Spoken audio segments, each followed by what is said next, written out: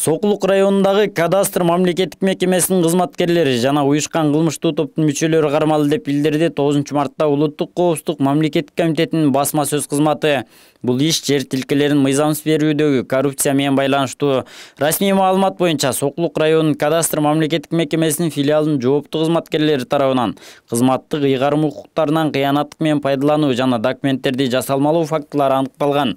Бул факт Кыргыз Республикасынын кылмыштардын бирдиктүү реестрине катталып, кылмыш иши козголгон. Кадастр мамлекеттик мекемесинин Сокулук филиалынын директорунун орун басары, каттоо бөлүмүнүн кызматкери жана уюшкан кылмыштуу топтун 2 мүчөсү кармалды. Президент Садыр Жапаров кол койгон жарлыкка ылайык Кыргыз Республикасынын Конституциясынын 71-беренесине Кыргыз Республикасынын улуттук телерадио берүү корпорациясы жөнүндө Кыргыз Республикасынын мыйзамынын 11-беренесинин 1-бөлүгүнө ылайык Иманалиев Кайрат Олжобаевич башка ишке өткөндүгүнө байланыштуу.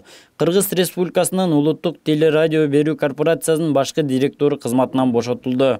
Бул тууралуу президенттин маалымат кызматынан билдиришти. Жогорку кеңештин бир нече депутаты президенттин Ош облусунда өкүлү Зиядин Жамалдиновдун кызматын кыянаттык менен пайдаланып жатканын айтып чыгышты. Алар президентке кайрылып, тез арада чара көрүү зарылчылыгын белгилешти. Эл өкүлү Жусупбек Коргонбай уулу Ноокат районунда Апшырата эс алуу жайындагы Токой чарбасына караштуу жерди үйү менен кошо 2021-жылы өзүнүн бир тууган агасы Арапбай Жамалдиновго каттатып алган билдирди. Ошондой эле Кулатов айыл өкмөтүндөгү Жин-Жиген тилкесинде 181 гектар жерди, анын ичинен 5 гектарын мөмө жемиш эгемдөө алып бергенин айтты. Менде расмий документтер турат. Өмүрүндө бир күн да бизнес жасабаган президенттин ири облуста өкүлүнө ушунча жер, мүлккө ээлик кылганы моралдык жактан уят нерсе. Улуттук коопсуздук мамлекеттик комитети, прокуратура ушуларды текшерип чыгышын талап кылам. Мен Ысык көлдө пансионаттарын жана башкаларын айта элекмин. Андан сырткары айыл өкмөттөрдөн баштап мектеп директорлоруна чейин киришкени туура эмес. Ушуга окшогон кадрлар өлкөнү артка тартып жатат, деди Коргонбай уулу. Анын сөзүнө депутат Эмил Жусупов да кошулуп, Ош облусунун жетекчиси туура эмес иштерди жасап жатканын билдирди. Кайрыла турган маселе бул Ош облусу боюнча болот. Ош облусунун президенттин ыйгарым өкүлү Зияш Жамалдинов боюнча. Зияш Жамалдинов өзүбүздүн агаларыбыз. Bir айылдан, bir Ноокаттан болобуз, bir райондон. Бирок чындык биринчи кезекте турат мен үчүн.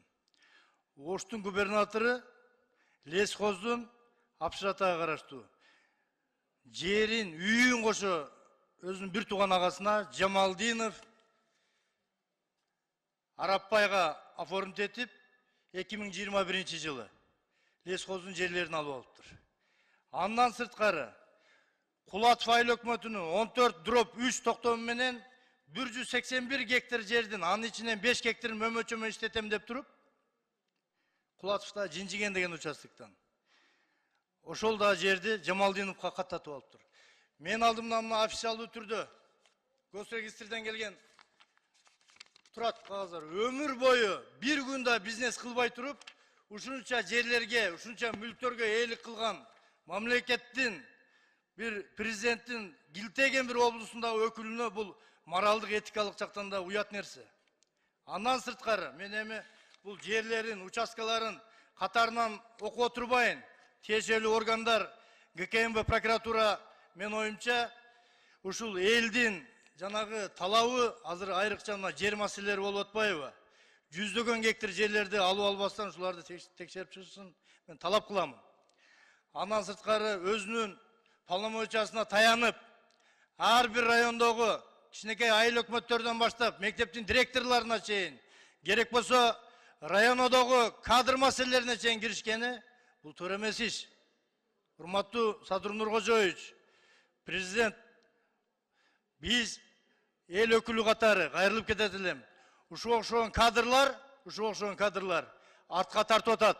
Чоң максаттарыбыз бар, мамлекетти көтөрөлү деген. Ушул жерден bir ойлоно турган учур келди.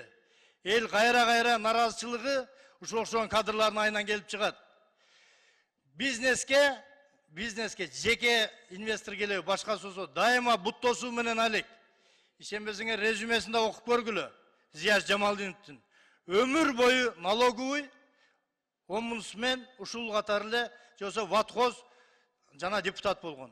Bir gün dağı mamleket janagı мамлекетке салык төлөөчү катары, же болбосо бир социалдык төлөмдөрдү катары бизнесте иштебей туруп, ушунча жер, ушунча мүлккө мен Ысык көлдө пансионаттарды жана башкаларын айта элекмин.